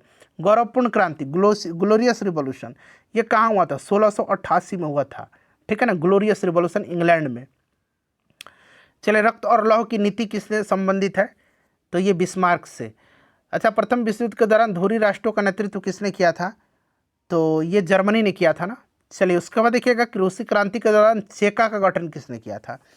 तो चेका का गठन जो है ना 1917 में लेनिन के नेतृत्व में किया गया था, ठीक है। तो लेनिन राइट आंसर हो जाएगा। अच्छा, जापान ने अमेरिका के पर्ल हार्बर पर नौसैनिक अड्डा पर कब आक्रमण किया था। तो पर्ल हार्बर पर जापान ने कब आक्रमण किया था, 7 दिसंबर 1941 को किया था, ठीक है। चलिए उसके बाद देखिए संयुक्त राज्य अमेरिका ने जापान की हिरोशिमा और नागासाकी पर परमाणु बम कब गिराए थे। तो कब गिराया था फ्रेंड्स, 6 दिसंबर 1945 को और 9 दिसंबर 1945 को, ठीक है। चलिए उसके बाद देख लीजिएगा। अच्छा, झेलम का पुराना नाम क्या होगा, वितस्ता होगा। यहाँ पर मिलान करना है ना। चलिए देखते हैं, यहाँ पर मिलान करते हैं। तो 1 का 2 किस में है, हम लोग इसी से पकड़ लेंगे। 1 का 2 आप देख सकते हैं कहाँ पर दिया गया है, 1 का 2 इस ऑप्शन में है, ठीक है ना। अच्छा, दूसरा का पहला हो जाए, बी का मतलब पहला हो जाएगा। बी क्या है तो देख लीजिएगा, बी जो है रावी, रावी को पुरुषनी कहा जाता है, क्लियर। रावी को क्या कहा जाता है, पुरुषनी कहा जाता है, और चिनाब को अस्किनी और व्यास को विपाशा, ठीक है। चलिए देखिएगा कि यहाँ पर बहुत संगतियों हुआ है, कूट का सही उत्तर चयन करना है। तो पहला हुआ था आपका राजगीर में, दूसरा वैशाली में, तीसरा पाटलिपुत्र में, चौथा कुंडलवन में। तो मिला लीजिएगा इसको। देखिए फिर से मिलान करना है, महाजनपद और राजधानी। मत्स्य महाजनपद की राजधानी विराटनगर थी, ठीक है ना। अच्छा, कुरु की राजधानी कहाँ पर थी, इंद्रप्रस्थ थी। सूरसेन की मथुरा थी और अस्मक की पोतन थी। चलिए उसके बाद देख लीजिएगा, राजानंद का उल्लेख करने वाला अभिलेखीय प्रमाण क्या है। तो ये खारवेल का हाथी गुफा अभिलेख है, इसको याद रखिएगा। इसमें एक राजा नंद का उल्लेख किया गया है और ऐसा मतलब माना जाता है कि ये राजा कौन सा है, तो महापद्म नंद थे, ठीक है ना। चलिए उसके बाद देखिएगा कि निम्नलिखित में से अशोक का कौन सा शिलालेख धार्मिक संश्लेषण के बारे में कहता है, धार्मिक समन्वय के बारे में। तो ये आपका कहता है 12वां शिलालेख, ठीक है ना, 12वां शिलालेख करेक्ट हो जाएगा। निम्नलिखित में से किस नाटक की रचना हर्षवर्धन के द्वारा किया गया है। तो हर्षवर्धन ने जो है ना प्रियदर्शिका, रत्नावली और नागानंद, याद रखिएगा, प्रियदर्शिका, रत्नावली और नागानंद उपन्यास लिखा है इसने, मतलब नाटक लिखा है, संस्कृत नाटक नागानंद, ये तीनों याद रखिएगा। ये आपका किसका है? हर्षवर्धन की रचना है, प्रियदर्शिका, नागानंद और रत्नावली। ठीक है, चलिए उसके बाद देखिएगा कि गजनी के सुल्तान महमूद ने किस प्रसिद्ध भारतीय मंदिर पर हमला किया था? तो महमूद गजनी ने जो है 1025 पे इसका सबसे प्रसिद्ध सोमनाथ मंदिर पर गुजरात में आक्रमण था। मिलान करना है, यहाँ पर क्या है? भवन है, निर्माण करता दिया गया है। तो देखिए सुल्तानगढ़ी की अगर बात करते हैं तो इसका निर्माण इल्तुतमिश ने करवाया था। देखिए 3 कहाँ पर दिया गया? ये कट गए, ये कट गए, इन्हीं में से कोई होगा। लाल महल का निर्माण, तो लाल महल का निर्माण किसने करवाया है? तो फ्रेंड्स गयासुद्दीन बलबन ने करवाया है, तो ये बलबन हो जाएगा। 3 और 4 दोनों में है। जमात खाना मस्जिद का निर्माण किसने करवाया था? तो जमात खाना, देखिए 2.5 दिन का झोपड़ा तो आपको कुतुबुद्दीन ऐबक याद हो ही गया, और जमानत खाना आपका अलाउद्दीन खिलजी। तो इसमें से आपका कौन सा राइट होगा? तो देखिएगा डी का दूसरा है, ऑप्शन डी होगा। ठीक है ना। चलिए, भारत में पुर्तगाली सत्ता का वास्तविक नींव रखने वाले महानतम पुर्तगाली गवर्नर कौन था? तो देखिए पुर्तगाली सत्ता का वास्तविक नींव रखा था कौन? तो फ्रांसिस्को द अल्बुकर्क ने। इसने 1510 में जो है ना बीजापुर के सुल्तान को हरा करके गोवा को जीत लिया था। ठीक है ना। तो असली नींव इसी ने रखा था, अल्बुकर्क ने। ठीक है। देखिए हैदर अली ने 1755 में किस स्थान पर एक आधुनिक शस्त्रागार की स्थापना फ्रांसीसियों की सहायता से किया था? तो ये कहाँ पर किया था? डिंडीगुल में किया था। डिंडीगुल याद रखिएगा। अच्छा देखिएगा कि जब फ्रांसीसी नेतृत्व में फ्रांस ने किस पर कब्जा कर लिया तब पहला कर्नाटक युद्ध लड़ा गया था? तो जब मद्रास पर कब्जा कर लिया तब पहला कर्नाटक युद्ध लड़ा गया था। उसके बाद देखिएगा कि निम्नलिखित में से कौन सा पद लॉर्ड कॉर्नवालिस द्वारा बंगाल में लागू की गई थी? पद्धति, ये पद्धति है। ठीक है ना। तो यही पूछा गया जिसके तहत जमींदारों को एक निश्चित तिथि तक निश्चित राजस्व प्राप्त करने के लिए भूमि का कानूनी स्वामित्व प्रदान किया जाता था। तो आपको पता है कि कॉर्नवालिस के द्वारा अस्थायी बंदोबस्त लाया गया था। अच्छा, महालवाड़ी व्यवस्था अगर बात करते हैं तो महालवाड़ी का जनक हॉल्ट मैकेंजी को माना जाता है और रैयतवाड़ी व्यवस्था का जनक थॉमस मुनरो को माना जाता है। देखिएगा मिलान करना है, धन निष्कासन का सिद्धांत, तो ये दादा भाई नौरोजी ने दिया था। स्वराज में ना जन्मसिद्ध अधिकार है, ये बाल गंगाधर तिलक का है। ठीक है, यहाँ पर देखिए 3 दिया गया है। पृथक सांप्रदायिक, ये आपका हो जाएगा मोहम्मद अली जिन्ना। तो देखिएगा यहाँ पर 4-3-2 कहाँ पर दिख रहा है? 4-3-2-1 हो जाएगा। पृथक निर्वाचन क्षेत्र आपका हो जाएगा चित्तरंजन दास, मतलब विधानमंडल में प्रवेश। पृथक सांप्रदायिक पद्धति, ये आपका मोहम्मद अली जिन्ना। धन निष्कासन दादा भाई नौरोजी। स्वराज मेरा जन्म सिद्ध अधिकार है, बाल गंगाधर तिलक। देखिए 1897 में रामकृष्ण मिशन की स्थापना किसने किया था? तो ये क्या था आपका? किसने? स्वामी विवेकानंद ने। ठीक है ना। अच्छा देखिएगा राजा राम मोहन राय ने किस बंगाली अखबार का स्थापना करने के साथ उसका संपादन किया था? तो इसमें से देखिए संवाद कौमुदी इनकी है। ठीक है। अच्छा, कांग्रेस के बारे में निम्नलिखित कथनों पर विचार करें और गलत कथन का चयन करना है। यहाँ पर गलत कथन का चयन करना है। तो देखिए बाल गंगाधर तिलक एक चरमपंथी थे, बिल्कुल सही है। भारतीय राष्ट्रीय कांग्रेस की स्थापना 1886 में हुई थी, नहीं ये गलत है, 85 में हुई थी। तो वही पूछा गया, गलत कथन का चयन करना है। देखिएगा कि निम्नलिखित कथन पर विचार कर। अब चलिए एक एक करके पढ़िए। देखिए ब्रिटिश औपनिवेशिक अधिकारियों के द्वारा बाल गंगाधर तिलक को भारतीय अशांति का जनक माना गया। बिल्कुल, बेरेंटाइल सिरोल ने इनको जो है अशांति का जनक कहा है। दादा भाई नौरोजी को भारत के ग्रैंड ओल्ड मैन के रूप में जाना जाता है और वे भारत के राष्ट्रीय आय की गणना करने वाले पहले व्यक्ति थे। सही है। ये वाला जो है ये भी सही दिया गया है। और देखिए ये वाला जो है ये वाला स्टेटमेंट गलत है। सबसे कम आयु के स्वतंत्रता सेनानी थे और हिंदुस्तान सोशलिस्ट रिपब्लिकन एसोसिएशन के ये सदस्य थे। तो 1, 2, 3 यहाँ पर राइट आंसर होगा। ठीक है ना। अच्छा, निम्न मंदिरों को कालानुक्रम व्यवस्थित करना है, मंदिरों को। ठीक है ना। तो देखिए यानी कि सबसे पहले किसका निर्माण हुआ है? तो सबसे पहले इसमें से अगर हम बात करते हैं तो किसका हो जाएगा? तो यहाँ पर हो जाएगा आपका चौथा का, यानी कि ये वाला 4-3-1-2 मैं आपको बता रहा हूँ, 4-3-1-2 ये वाला क्रम सही दिया गया है। ठीक है ना, मिला लीजिएगा इसको। चलिए निम्नलिखित में से किसे भारतनाट्यम की एक नई शैली का आविष्कार और निर्माण करने का श्रेय प्राप्त है? तो ये किसको है? डॉक्टर पद्मा सुब्रमण्यम को है। सूरजकुंड मेला, जिसे अंतर्राष्ट्रीय शिल्प मेला भी कहा जाता है, ये कहाँ आयोजित होता है? तो फ्रेंड्स ये हरियाणा में होता है। ठीक है ना। अगला प्रश्न करेंगे कि सर्वप्रथम किस वैज्ञानिक ने कहा था कि सूर्य मध्य भाग में स्थित है और अन्य ग्रह उसकी परिक्रमा करते हैं? यानी कि सूर्य सेंटर में है और बाकी ग्रह इसकी परिक्रमा करते हैं। ठीक है ना, ब्रह्मांड के केंद्र में है, निकोलस कोपरनिकस ने कहा था। अच्छा, सूर्य ग्रहण की स्थिति उस समय उत्पन्न होती है जब, तो सूर्य ग्रहण तब होता है जब चंद्रमा सूर्य और पृथ्वी के बीच में आ जाता है। जब चंद्रमा जो है ना ये सूर्य और पृथ्वी के बीच में आ जाता है। जब सूर्यग्रहण की स्थिति तब होती है जब चंद्रमा, यहाँ पर देखिए चंद्रमा पृथ्वी और सूर्य के बीच में हो। ठीक है, चलिए देखिए ये पूर्णिमा का दिन होता है। और देखिए उत्तरी ध्रुव और दक्षिणी ध्रुव को आपस में जोड़ने वाली जो है आपस में कौन सी रेखा मिलाती है? तो उत्तरी ध्रुव और दक्षिणी ध्रुव को मिलाने वाली काल्पनिक रेखा को क्या कहा जाता है? तो फ्रेंड्स देशांतर रेखा कहा जाता है। ठीक है ना। चलिए उसके बाद नेक्स्ट क्वेश्चन है कि ग्रह के बाहर से अंदर तक पृथ्वी की परतों का सही क्रम क्या है? तो यहाँ पर देखिएगा पृथ्वी की परतों का सही क्रम, ठीक है ना। तो यहाँ पर देखिएगा तो ये आपका हो जाएगा मतलब क्रस्ट, भूपर पट्टी। क्रस्ट कहाँ पर दिया गया? क्रस्ट देखिए भूपर पट्टी, ठीक है। उसके बाद देखिए मेंटल और उसके बाद आपका हो जाएगा कोर, ये आपका सही दिया गया, ठीक है। अच्छा देखिएगा गोल्डन क्रांति, तो ये बागवानी और शहद हो जाएगा। ग्रे क्रांति, तो ये आपको उर्वरक हो जाएगा। पीली क्रांति तिलहन और काली क्रांति पेट्रोलियम उत्पादन। चलिए उसके बाद देखिएगा कि निम्नलिखित में से कौन सा भारत के महान न्यायवादी का कर्तव्य है? अटॉर्नी जनरल ऑफ इंडिया का। तो ये है आपका कानूनी मामलों पर भारत सरकार को सलाह देना, ठीक है ना। आर्टिकल 76 में राष्ट्रपति नियुक्ति करते हैं। सरकार का एडवोकेट जनरल होता है, महाधिवक्ता। देखिए राज्य सरकार का कार्यकारी अध्यक्ष कौन होता है? तो फ्रेंड्स ये होता है राज्यपाल। अच्छा कौन सी रिपोर्ट धारणीय विकास की अवधारणा पर बल दिया? तो यह आपका है ब्रटलैंड रिपोर्ट। देखिए ब्रटलैंड रिपोर्ट की अगर हम बात करते हैं तो 1987 में संयुक्त राष्ट्र विश्व आयोग के द्वारा पर्यावरण और विकास पर इसको प्रकाशित किया गया था 1987 में। उसके बाद देखिएगा कि भारत में राष्ट्रीय आय की गणना का पहला जो है प्रयास किसने किया था? तो ये दादा भाई नौरोजी ने इन्होंने किया था, ठीक है ना। ध्यान रखिएगा 1866-67 में जो है, या 67-68 कह लीजिए, उन्होंने जो है इसका किया था, ठीक है। उसके बाद देखिएगा भारतीय राष्ट्र की गणना का पहला प्रयास, ठीक है, पहला प्रयास दादा भाई नौरोजी ने किया था।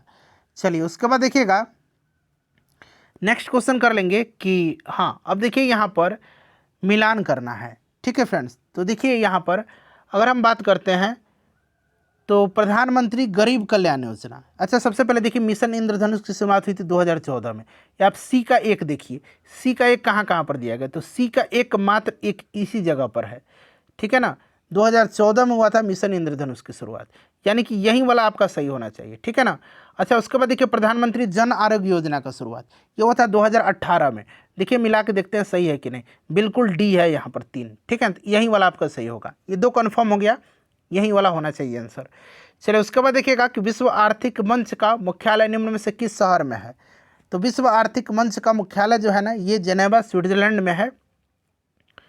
उसके बाद देखिएगा कि निम्नलिखित में से दक्षिण एशियाई क्षेत्रीय सहयोग संगठन, जिसको कि हम लोग सार्क बोलते हैं, ठीक है ना, सार्क का सदस्य देश पूछा गया है कौन सा, इसमें से जो है चुनना है आपको कूट में से। तो देखिए सार्क की अगर हम बात करते हैं ना तो आपको याद होगा कि सार्क की स्थापना हुई थी 1985 में ढाका बांग्लादेश में। हेडक्वार्टर काठमांडू में है इसका, और इसमें भारत, उसके बाद बात करते हैं तो और कौन कौन से देश हैं? अफगानिस्तान है, बांग्लादेश है, भूटान है, मालदीव, नेपाल, पाकिस्तान, श्रीलंका। इसमें म्यांमार नहीं है। मालदीव, बांग्लादेश, भूटान, भारत है। 1 2 3 4 ये करेक्ट आंसर हो जाएगा। देखिए खाली स्थान दिया गया है भारत के तमिलनाडु राज्य और द्वीपीय राष्ट्र श्रीलंका के उत्तरी प्रांत के जाफना जिले के बीच स्थित है। तो इसमें से आपका पाक जलडमरू हो जाएगा। निम्नलिखित में से कौन सा युग्म सही सुमेलित नहीं है? अब देखिए सही सुमेलित यहाँ पर नहीं है। तो यहाँ पर देखेंगे तो एंथ्रासाइड जो होता है ये उच्च किस्म का कोयला है, तो यहाँ निम्न श्रेणी का दिया गया, यही गलत है, ठीक है। उसके बाद देखिएगा कि भारत मुख्यतः एक उष्णकटिबंधीय देश कहलाता है। निम्नलिखित का कारण क्या है? तो इसका कारण क्या है? भारत एक जो है उष्णकटिबंधीय देश कहलाता है। अक्षांशीय विस्तार इसका करेक्ट आंसर हो जाएगा। भारत में देखिए कॉफ़ी उत्पादन के लिए सबसे उपयुक्त मिट्टी कौन सी है? अच्छा कॉफ़ी के लिए जो है ये आपका लेटराइट मिट्टी है, ठीक है ना। कपास के लिए काली मिट्टी है। चलिए धान गेहूँ के लिए जलोढ़ मिट्टी हो जाएगा। प्राकृतिक वनस्पति जो भारत के अधिकतम भौगोलिक क्षेत्रों पर आच्छादित है वह कौन सा है? तो फ्रेंड्स ये उष्णकटिबंधीय पर्णपाती वन है, ठीक है, ध्यान रखिएगा। अच्छा उत्तर दक्षिण गलियारा जो स्वर्णिम चतुर्भुज महाराजमार्ग का एक हिस्सा है, भारत के निम्नलिखित में से 2 शहरों को जोड़ता है, उत्तर दक्षिण और पूर्व पश्चिम। तो देखिए पूर्व पश्चिम गलियारा जो है ये सिलचर को पोरबंदर से जोड़ता है, सिलचर को पोरबंदर से, और उत्तर दक्षिण जोड़ता है श्रीनगर से कन्याकुमारी को। उसके बाद देखिए यहाँ पर जो है आपको संविधान सभा का समिति और अध्यक्ष जो है आपको यहाँ पर बताना, ये क्या करना है, युग्म पर विचार करिए और इसमें से सही आंसर आपको चुन करके बताना होगा शायद। तो ये यहाँ पर दिया नहीं गया है, ठीक है ना। तो यहाँ पर देखिएगा, आपको पता है ना संघ शक्ति समिति के अध्यक्ष कौन थे, तो पंडित जवाहरलाल नेहरू थे। अच्छा, मौलिक अधिकार उप समिति के अध्यक्ष कौन थे, तो ये जेबी कृपलानी थे। जेबी कृपलानी। तो हमको लगता है कि सही कौन सा होगा, तो मेरे लगता है यही होगा। अच्छा, मौलिक अधिकारों की सलाह समिति के अध्यक्ष इसके समिति का सरदार वल्लभ भाई पटेल भी थे, तो ये भी आपका सही दिया गया है। ठीक है ना। चलिए उसके बाद देख लीजिएगा कि निम्नलिखित वर्गों में से किसमें भारत के राज्य पुनर्गठन आयोग की स्थापना किया गया था।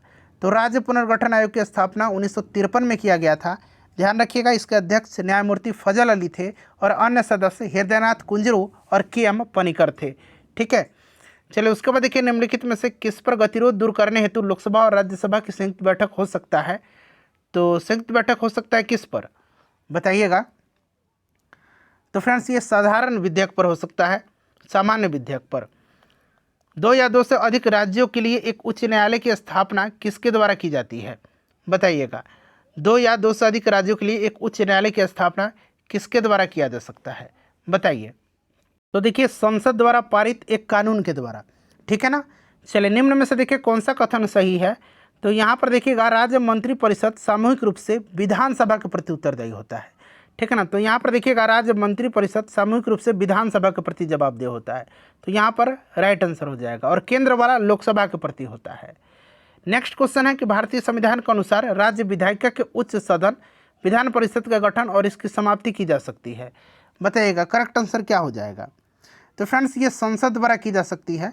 ठीक है ना। तो यहाँ पर भारतीय संसद हो जाएगा 44वां संविधान संशोधन अधिनियम 1978 अनुच्छेद 352 में किस शब्द के स्थान पर सशस्त्र विद्रोह रखा गया था। तो ये आपका आंतरिक जो है अशांति के आधार पर, यहाँ आंतरिक अशांति बना लीजिएगा। ठीक है। अच्छा, उसके बाद देखिए, अनुसूचित जाति और जनजातियों के लिए एक राष्ट्रीय आयोग गठित करने का प्रावधान संविधान के किस अनुच्छेद में है।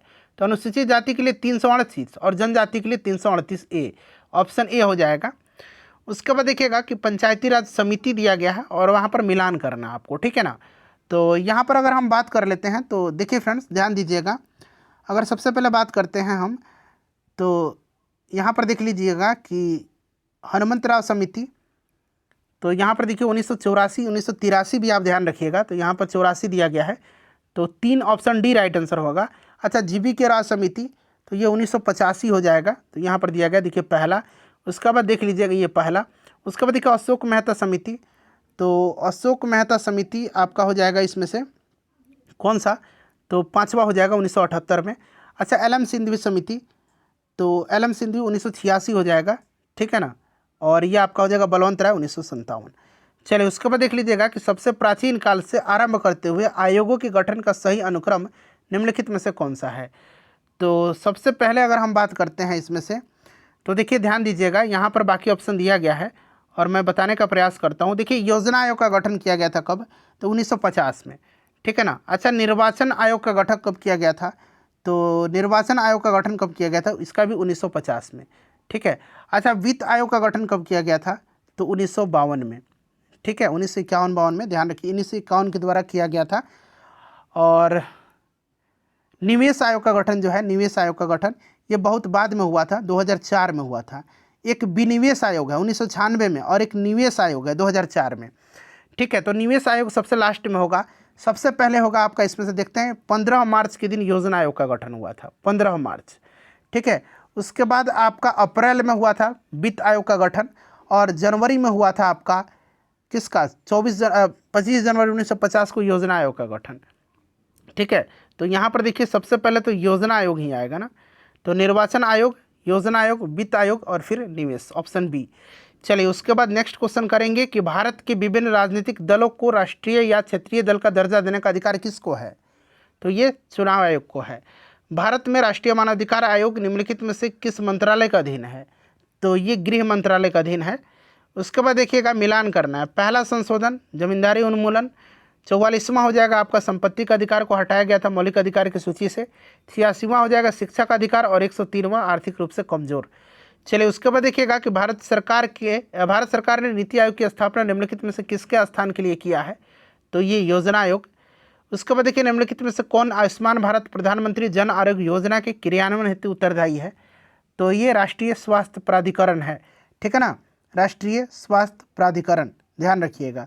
चलिए उसके बाद अगला प्रश्न है कि वर्ष दिया गया है कि राष्ट्रीयकरण के बाद इंपीरियल बैंक ऑफ इंडिया का नाम बदल करके भारतीय स्टेट बैंक कर दिया गया था। तो फ्रेंड्स ये 1900 कब किया गया था? तो 1900 आपको याद रखना 55 में, ठीक है। 2017 से परिचालन में एकल व्यापक अप्रत्यक्ष कर का नाम बताइए। तो 2017 से 1 जुलाई से जीएसटी लागू हुआ था, ठीक है, वस्तु एवं सेवा कर। देखिए जब भारतीय रुपये का अवमूल्यन होता है तो भारतीय निर्यात पर क्या प्रभाव पड़ता है? तो अवमूल्यन होगा तो निर्यात सस्ता हो जाएगा, ठीक है ना, निर्यात सस्ता हो जाता है। स्तंभ का मिलान करें, यहाँ पर मिलान करना। विद्युत धारा का क्या हो जाएगा? एम्पियर हो जाएगा। विभवांतर का वोल्ट हो जाएगा। धारिता का फैराडे हो जाएगा। प्रेरक का हेनरी हो जाएगा। चलिए उसके बाद देखिएगा कि एक मानक पैमाने वाले आधुनिक मरकरी थर्मामीटर का आविष्कार किसने किया? तो फ्रेंड्स ये किया था डेनियल गैब्रियल फारेनहाइट ने। दोनों वस्तुओं के मध्य का बल हमेशा बराबर और विपरीत होता है, ये न्यूटन के किस नियम के रूप में दिया गया है? तो फ्रेंड्स ये तीसरा नियम है। उसके बाद देखिएगा कि द्रव्यमान m वाली जो है एक वस्तु गति v के साथ स्थानांतरित होती है। गतिज ऊर्जा k है, तो k इक्वल टू है हाफ mv²।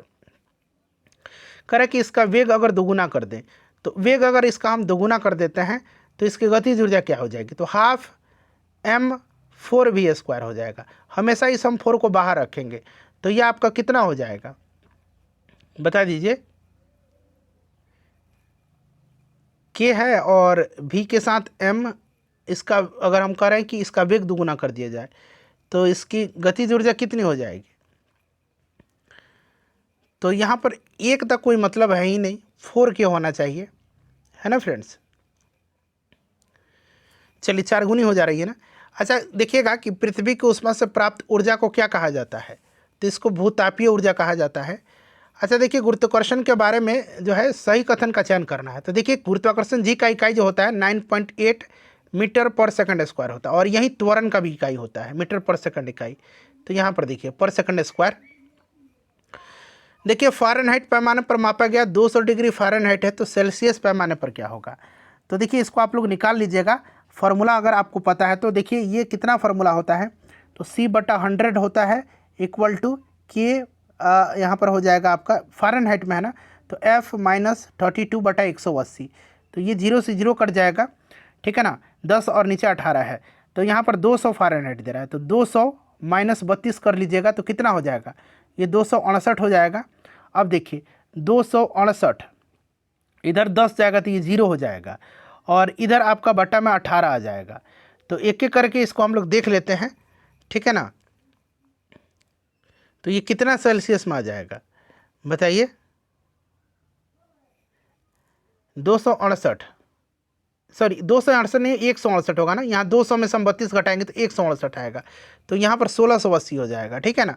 तो देखिए यहाँ पर अगर हम बात करते हैं तो यहाँ पर देखिए कितना आना चाहिए? यहाँ पर देखिए दो, इसको सॉल्व करिएगा तो आ जाएगा 2 9 18, 2 8 16, 2 चौका 8, और फिर यहाँ पर 40 हो जाएगा। और फिर देखिएगा 9 9 81, ठीक है ना, 9 9 81, 3 आया गया तो 9 3 27, और फिर 3 93.3, ये ऑप्शन सी आ जाएगा ना। चलिए निम्नलिखित में से देखिए किसे एक तत्व के भार की तुलना में एक मूल विशेषता माना जाता है? तो ये माना जाता है परमाणु क्रमांक को, ठीक है ना, परमाणु क्रमांक को। उसके बाद देखिए रेत और नेप्थलीन के मिश्रण को किसके द्वारा अलग किया जा सकता है? तो ये रेत और नेप्थलीन को ऊर्ध्वपातन के द्वारा। देखिएगा कि किस नियम के अनुसार एक आदर्श गैस का आयतन निरंतर दाब पर पूर्ण तापमान के अनुलोम अनुपाती होता है? तो फ्रेंड्स ये चार्ल्स का नियम है, ठीक है ना, ये आपका चार्ल्स का नियम हो जाएगा, चार्ल्स का नियम है। चलिए उसके बाद देखिएगा 199 नंबर। देखिए 199 नंबर है कि कौन सा कथन यहाँ पर जो है गलत दिया गया है? तो देखिए एक आवर्त सारणी में दाएं चलते समय तत्वों की रासायनिक प्रतिक्रिया पहले घटती है फिर बढ़ती है। दाएं क्या होती है कि पहले घटती है फिर जो है बढ़ती है, ये सही दिया गया है। आवर्त तालिका के समूह में नीचे जाने पर अधातु की रासायनिक प्रतिक्रिया बढ़ती है, नहीं ये घटती है, तो ये गलत दिया गया है। तो आपका यहाँ पर देखिएगा पूछा गया है सही गलत कौन सा है? तो ए सही है, बी गलत है, ठीक है ना। उसके बाद देखिए कौन सा अम्ल अमाशय में प्रवेश करने वाले जीवाणुओं को नष्ट कर देता है? तो फ्रेंड्स ये आपका हाइड्रोक्लोरिक अम्ल है, HCl है, ठीक है। लोहे को कठोर और मजबूत बनाने के लिए क्या मिलाया जाता है उसमें? तो फ्रेंड्स उसमें मिलाया जाता है कार्बन। तेल या वसा के क्षारीय हाइड्रोलिसिस की प्रक्रिया को जाना जाता है? तो फ्रेंड्स इसको साबुनीकरण कहा जाता है, अगला प्रश्न है कि निम्न में से किस गैस को ग्रीन हाउस गैस के रूप में नहीं जाना जाता है। तो इसमें से देखिए ऑर्गन को नहीं जाना जाता, बाकी methane, carbon dioxide, nitrous oxide, CFC, ozone, ये सब ग्रीन हाउस गैस हैं। अच्छा, रसिक प्रिया किसकी रचना। अब देखिए यहाँ से हिंदी स्टार्ट हो रहा है, हिंदी भी है अंग्रेजी भी है।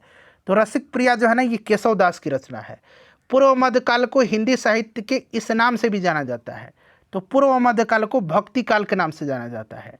निम्न में से किसे ज्ञानपीठ पुरस्कार प्राप्त नहीं हुआ है इनमें से। तो देखिए प्रेमचंद जी को ज्ञानपीठ पुरस्कार नहीं हुआ है, जयशंकर प्रसाद को भी नहीं हुआ है, तो दोनों नाम ध्यान रखिएगा। खान पान में कौन सा समास है, तो खान पान में द्वंद्व समास है। शहर संज्ञा का कौन सा प्रकार है, तो शहर जो है ना, ये आपका जातिवाचक संज्ञा है। उसके बाद देखिए देसिल बवना सब जन मीठा तय तैसन जपवो अवहट्टा, ये है आपकी किसकी रचना, तो ये रचना है आपका विद्यापति जी की, ठीक है ना, ध्यान रखिएगा। चलिए उसके बाद देखिएगा, इनको मैथिल कोकिल कहा जाता है। मात्राज्ञा का सही संधि विकसित क्या होगा, तो मातृ प्लस आज्ञा होगा। उसके बाद देखिए आहा हिमालय की प्रकृति कितनी मनमोहक है, यह किस प्रकार का वाक्य है, तो ये आहा लगा हुआ है इसलिए विस्मयवाचक ये होगा। उसके बाद देखिएगा कि हिंदी वर्णमाला में व्यंजन वर्णों की संख्या कितनी है, तो 33 हो जाएगा। गरीबों को वस्त्र दो वाक्य में कौन सा कारक है, तो गरीबों को वस्त्र दो, इसमें संप्रदान कारक है, को लगा हुआ है ना, संप्रदान कारक हो जाएगा।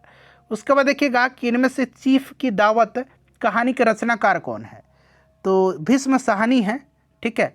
उसके बाद देखिए इनमें से कौन एक उपन्यासकार नहीं है, तो देखिए इसमें से इलाचंद्र जोशी भी हैं, प्रेमचंद भी हैं, हरिवंश राय बच्चन भी, श्री राम शुक्ल भी हैं, तो मेरे ख्याल से सारे लोग हैं, ठीक है ना। अच्छा, आग और राग जो है का कवि किसको कहा जाता है, तो ये रामधारी सिंह दिनकर को कहा जाता है। बिहारी हिंदी की बोली का नाम है, तो ये आपका मगही हो जाएगा।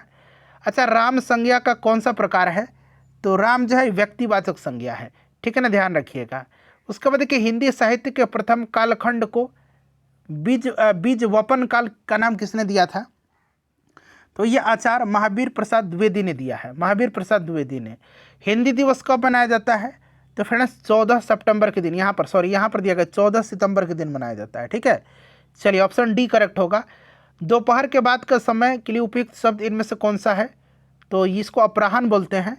यह काम उसने ही किया होगा, इस वाक्य में ही, यहाँ पर देखिए ही, यहाँ ही बना लीजिए, ही क्या है, तो उसने ही काम किया होगा, ही जो है ना यहाँ पर निपात है, ठीक है।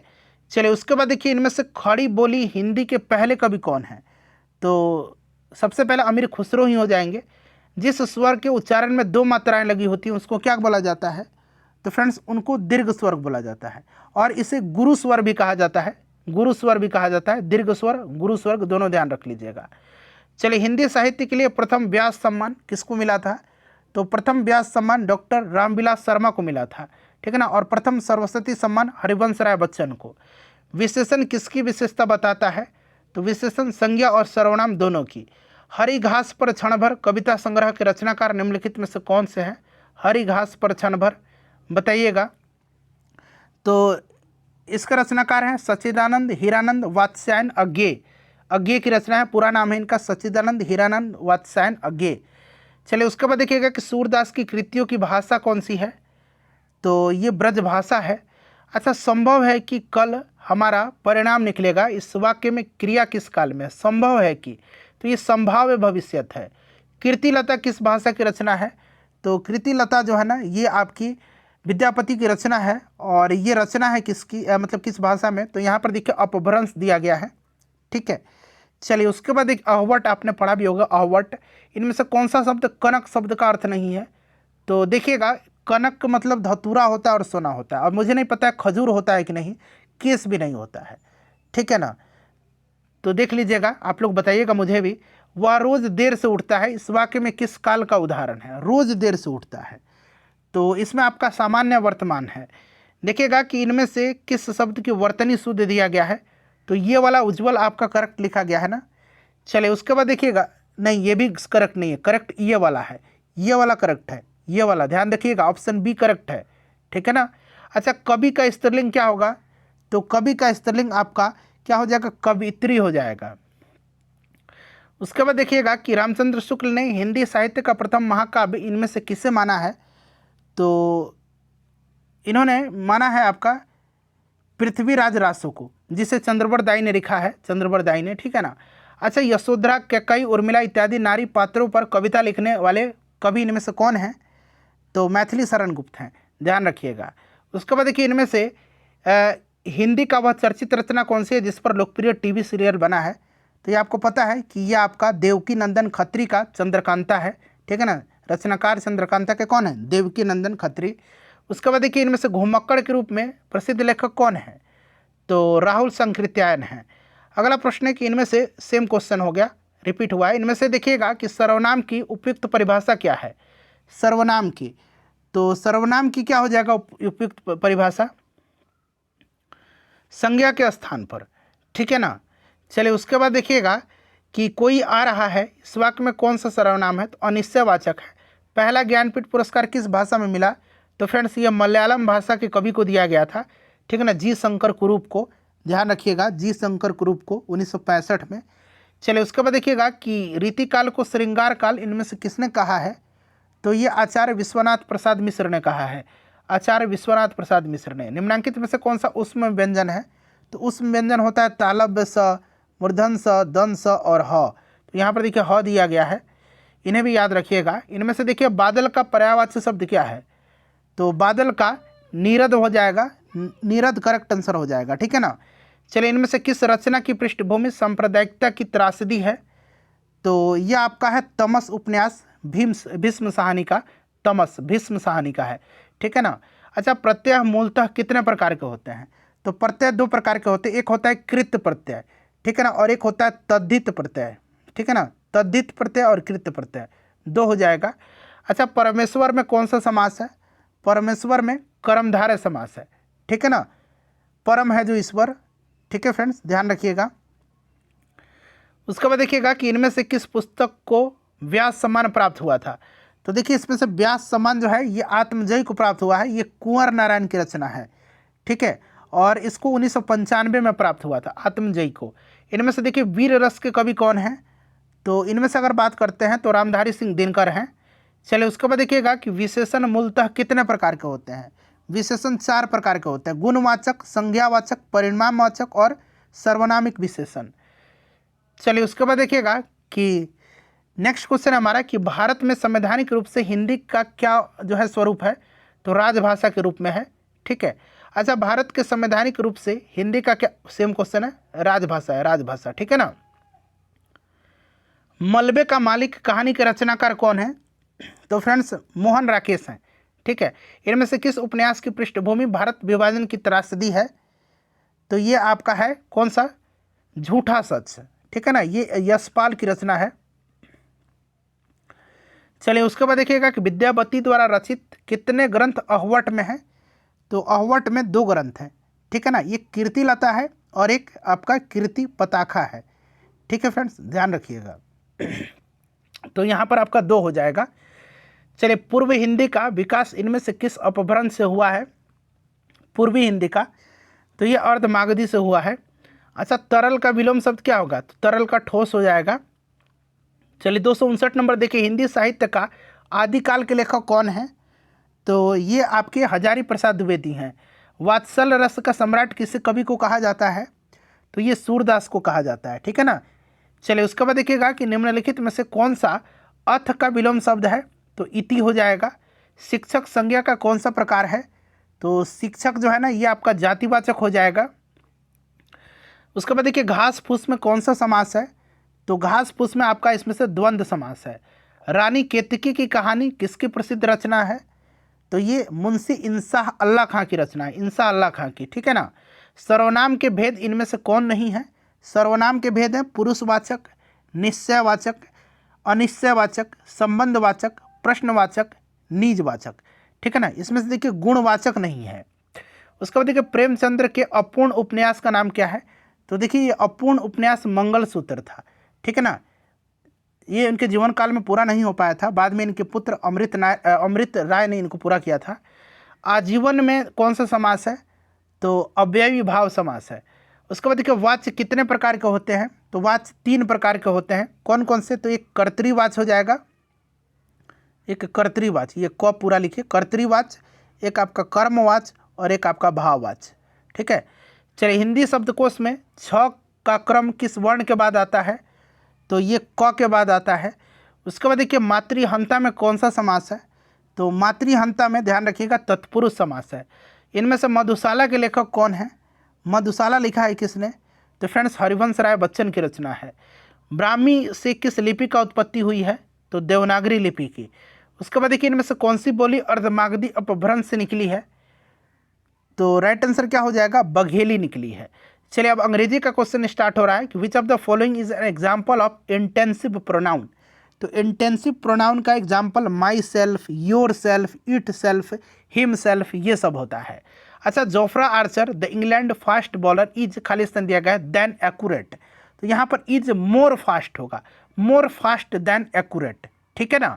चलिए अगला प्रश्न करेंगे कि which of the following word is plural, तो यहाँ पर देखिए प्लूरल में कौन सा है, तो यहाँ पर क्राइटेरिया हो जाएगा, ठीक है ना।